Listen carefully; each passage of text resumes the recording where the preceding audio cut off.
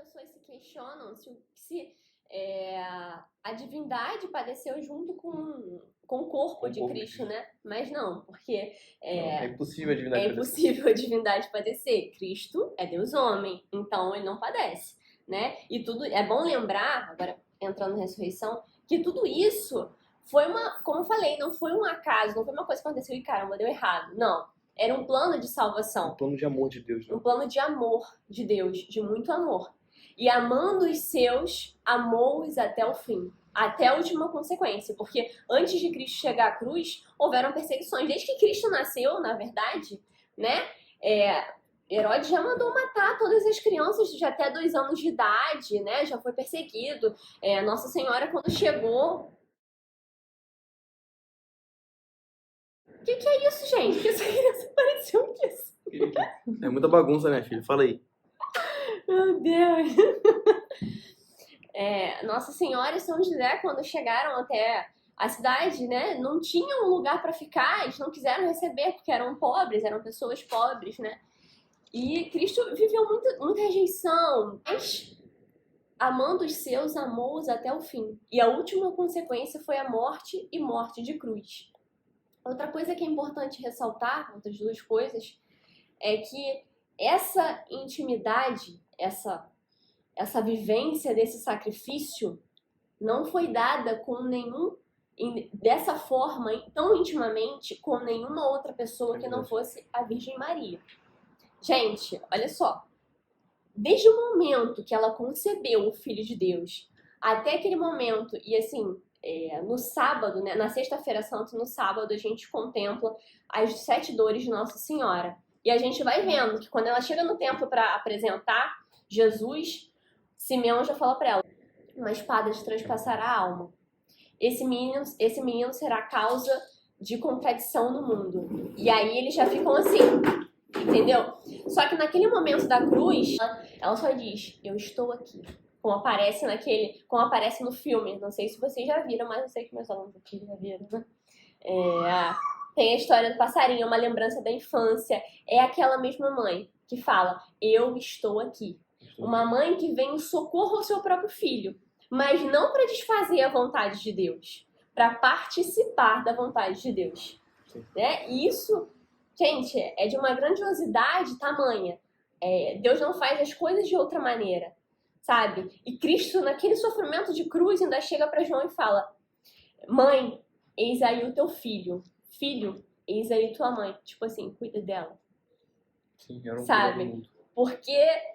E assim, durante esse período em que Cristo foi crucificado, quando Cristo foi sepultado lá, Maria permaneceu de pé. No sábado, eles choraram, né? Claro que houve muita tristeza, porque assim, gente, uma morte dolorida, né? Lembranças ruins. Mas ela manteve, por isso que se diz que Maria manteve de pé a igreja. Porque ela foi a única que teve fé até o fim. Ela teve fé até o fim. O filho dela disse que ia ressuscitar. E ele ia, e ele ressuscitou. Então, assim, sabe? Isso é de uma grandiosidade tamanha. Maria teve participação em tudo. Do início ao fim. Do início ao fim. E a outra coisa que eu queria falar era que isso tanto era parte de um plano de amor que Cristo morre e sua alma se separa de seu corpo. Sua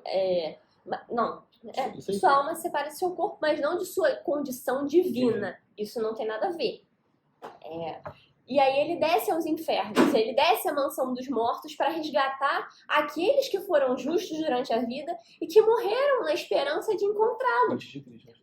Sabe? Então, gente, olha a grandiosidade. Ele não veio só para os que estavam vivos, para nos dar possibilidade de arrependimento. Ele não esqueceu: eu não perderei nenhuma das minhas ovelhas. E ele foi atrás das ovelhas dele. Sim. Essa é muito legal mesmo. A questão de Nossa Senhora, como eu poderia ter me esquecido, né? Você lembrou? É muito bonito isso, porque Nossa Senhora foi a única que viveu aquele momento todo, sabe? Com toda a contrição de coração, porque era o filho dela. Ela foi a única que teve a graça de ser a mãe de Deus, de ser a mãe do Verbo encarnado. Vocês entendem? E era aquele Verbo encarnado que estava sendo crucificado, da morte mais cruel possível daquela época. E Nossa Senhora foi solidária ao sacrifício de Deus, a única. A Bíblia diz isso muito claramente quando diz: e Nossa Senhora se manteve de pé. Ela e as outras estavam presentes na cruz, Nossa Senhora de pé e as outras Marias, né? E o discípulo mais amado. Então, gente, isso é de uma grandiosidade, sabe? Sobrenatural. E ela já sabia que ia sofrer, porque ela recebeu essa notícia, né? E uma espada te transpassará o coração. Ela esperava isso.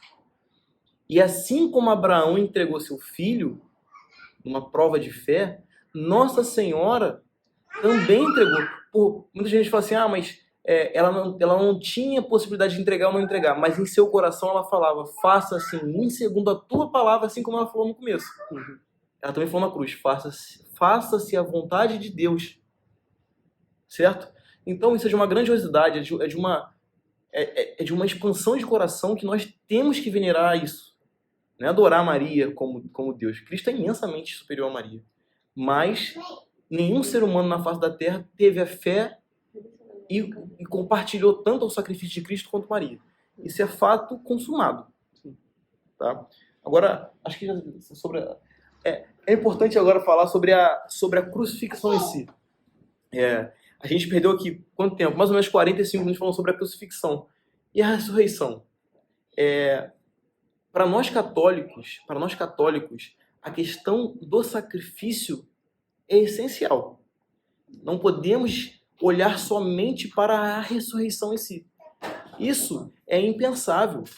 É impensável. Porque o caminho da ressurreição foi também o sacrifício. Certo? O caminho da salvação foi o sacrifício. E é importante analisar a ressurreição com vistas ao sacrifício.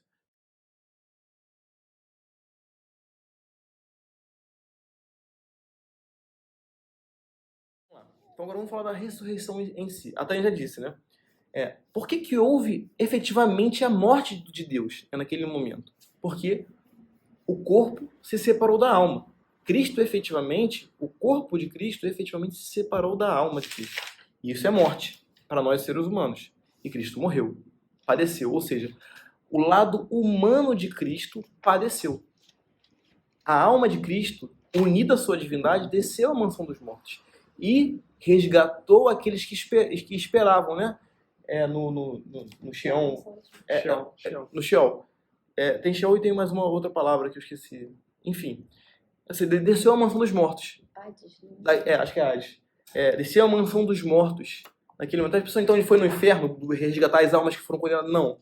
As almas que foram condenadas, elas de lá não sairão. Mas existiram justos que padeceram. E esses justos também esperavam a remissão dos pecados. A remissão do próprio Cristo. Vocês entendem isso? Então Cristo foi à mansão dos mortos e levou a luz.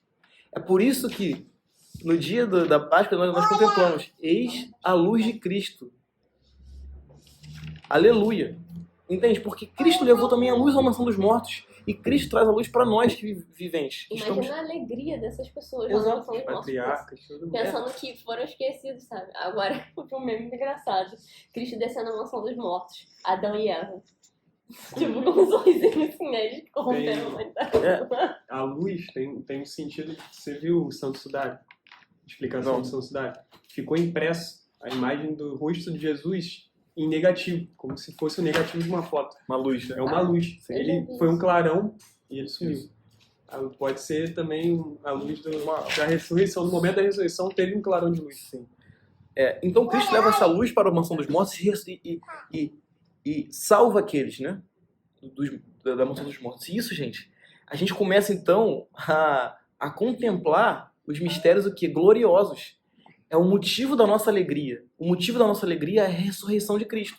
Ele passou todo esse sofrimento, mas ele ressuscitou. Ou seja, ele desceu à mansão dos mortos e no terceiro dia ressuscitou.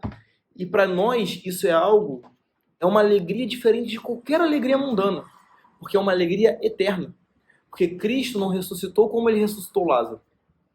Cristo ele operou um milagre em Lázaro, que Lázaro voltou à vida, mas posteriormente Lázaro padeceu de novo, certo? Cristo ele ressuscitou sobrenaturalmente. Ele mesmo ressuscitou, certo?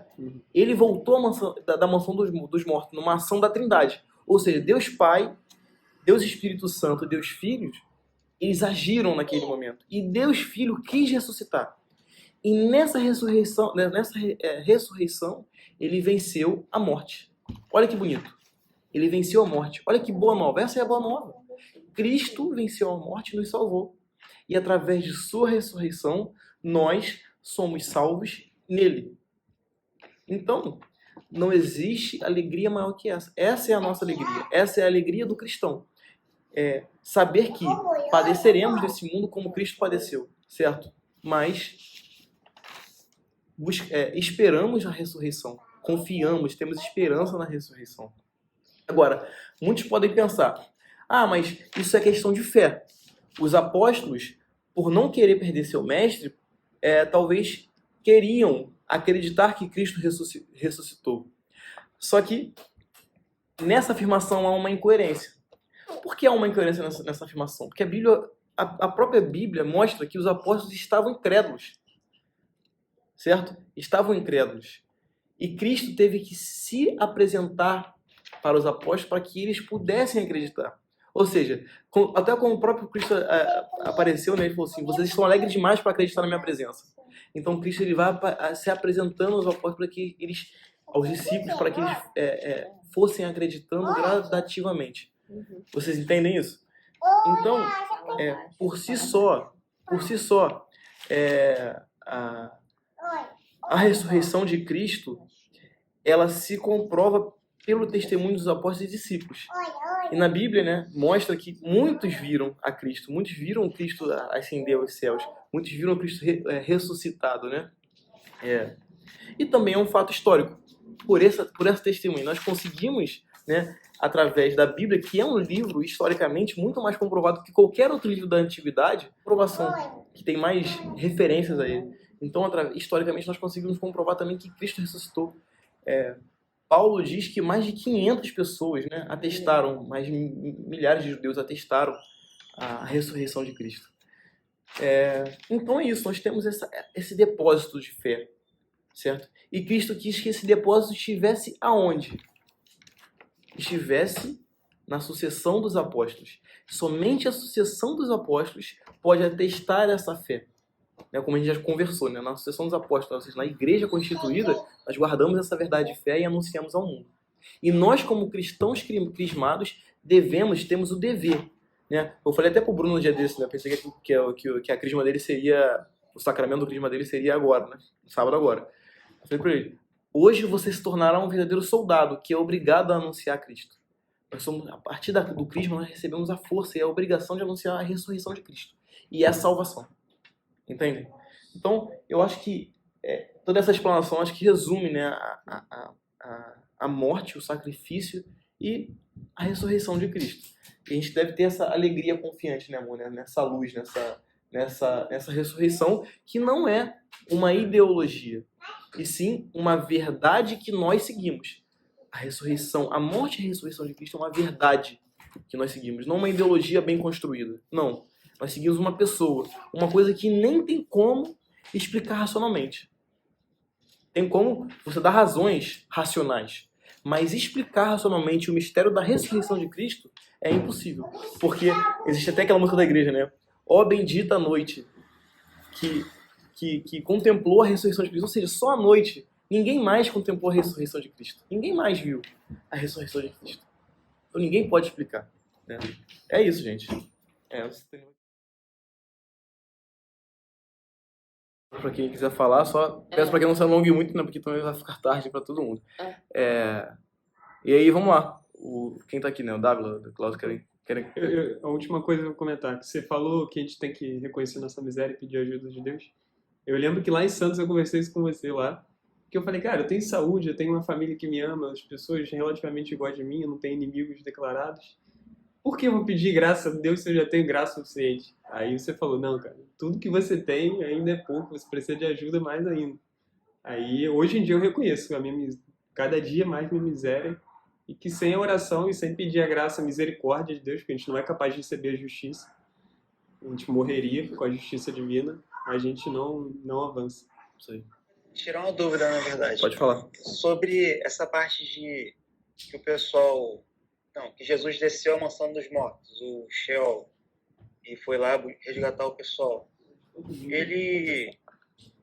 Esse pessoal que estava aguardando, era por causa do pecado original? O pecado original ele foi transmitido a toda a humanidade. Foi o pecado de Adão, certo? Então, a partir daquele momento, todos merecem o inferno, certo? Então, era impossível ao ser humano a salvação naquele momento, antes da ressurreição de Cristo.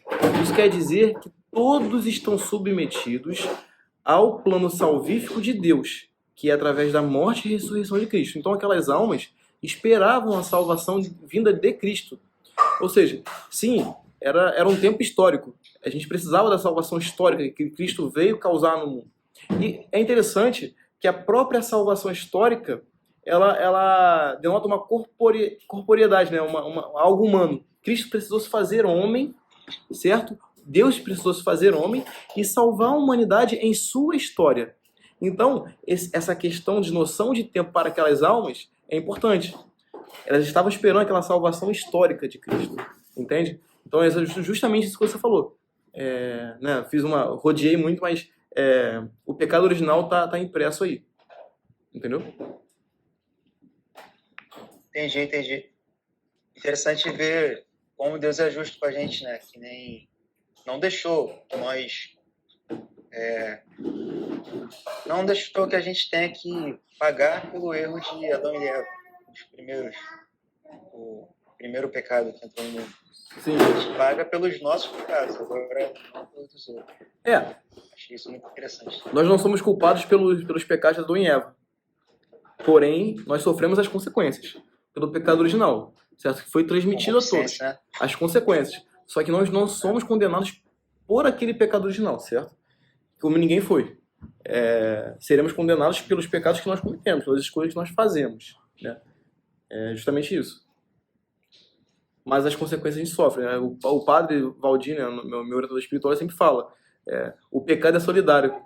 Às vezes um mau exemplo que você dá, um pecado que você comete, você transmite o pecado para outra pessoa e aquela pessoa vai sofrer consequências do seu pecado. Talvez agir igual a você, entende? É algo a se pensar. É um tema interessante que talvez possamos tratar, né? A justiça de Deus e a questão do pecado na próxima aula. A próxima aula, nas próximas aulas. Né? Mas é um tema muito extenso, cara. Você tocou num assunto muito polêmico que isso envolve protestantismo, envolve espiritismo, que são diversas divergências que a gente deve tratar e aí, pô, eu preciso estudar que eu não estou capacitado agora nesse momento para te responder tudo isso, não. Então é isso. Pessoal,